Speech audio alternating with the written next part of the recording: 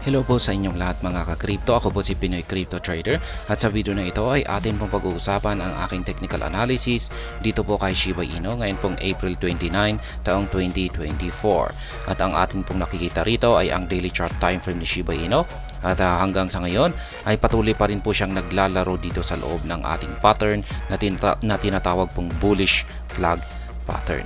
At ayan, bago po tayo magpatuloy ay nais ko lamang po munang bigyang linaw ang aking disclaimer kung saan ang nilalaman po ng video na ito ay hindi po ito isang financial advice. For education and information purposes lamang po ang layunin nito. Maliban po dito ay nais ko na rin pong magbigay babala na wala pong kahit anumang group chat ang Pinoy Crypto Trader. At ayan, pagdating po sa bullish flag pattern na ito ay tinatawag po itong bullish. Ayan, bullish flag pattern kasi ang inaasahan po natin na mangyayari dito ay dito po siya magkakaroon ng breakout sa upper portion nito.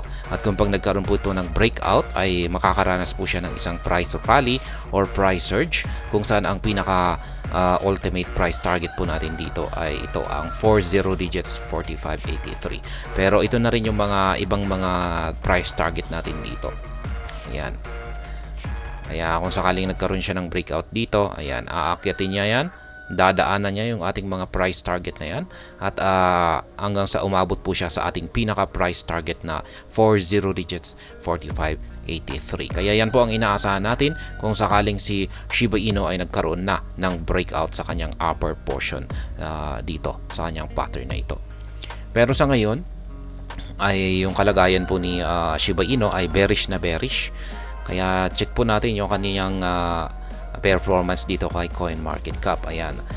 Yung kanyang 7-day performance ay bagsak po ng 8.65%. 24 hours performance naman po ay 2.24%. Ayan. Red na red. Kasi ganun din po kay Bitcoin. Si Bitcoin ay red na rin yung kanyang performance. Kaya ganyan na rin, kung pag ganyan po yung nararanasan ni Bitcoin ay ganun na rin po ang nararanasan ng majority ng ibang mga crypto. Ayan.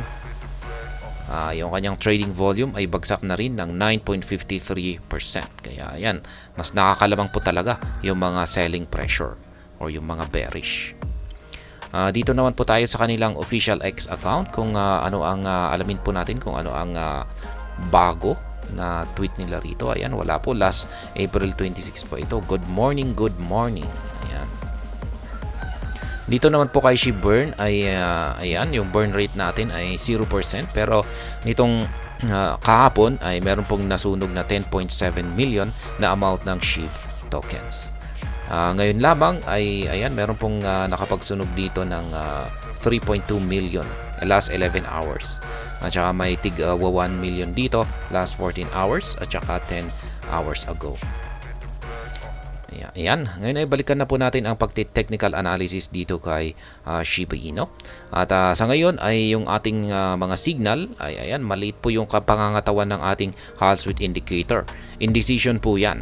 Hindi po niya alam kung saan siya patutungo, kung siya nga ba ay aakyat or siya ay babagsak. Pero kapag ganito sa kadalasan ay sideways po yung nagiging resulta nito sapagkat indecision po yan.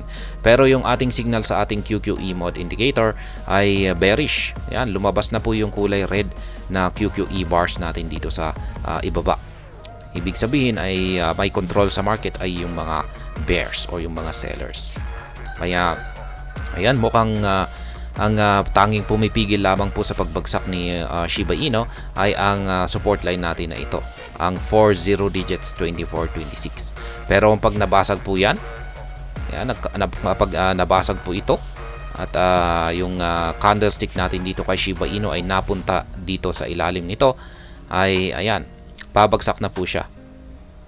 Ayan, at posibleng ayan, sunod naman ay ang support line po natin dito sa 40 digits 2090. Ayan, kaya sa madaling salita ay yung support line natin dito ang tanging pumipigil sa pagbagsak ni Shiba Inu ngayon. Kaya ayan, check naman po natin yung kanyang 4-hour chart time frame.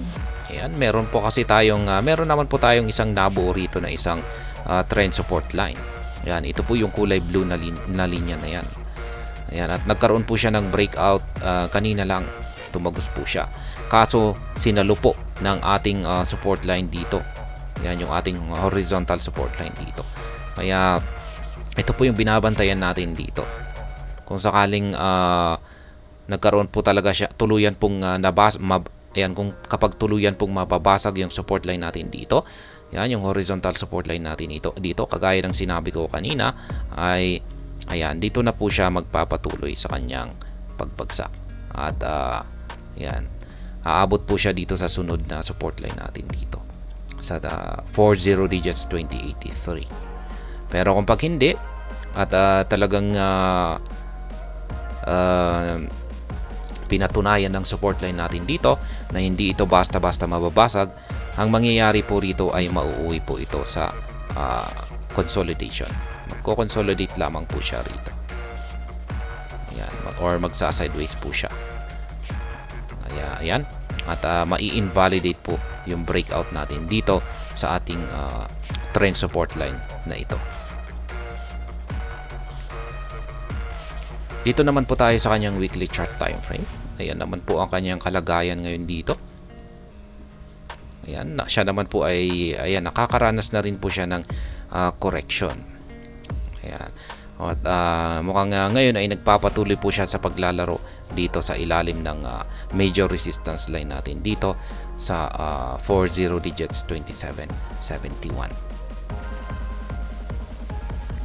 Kaya pagdating po sa ating pag-i-spot trading, yan ay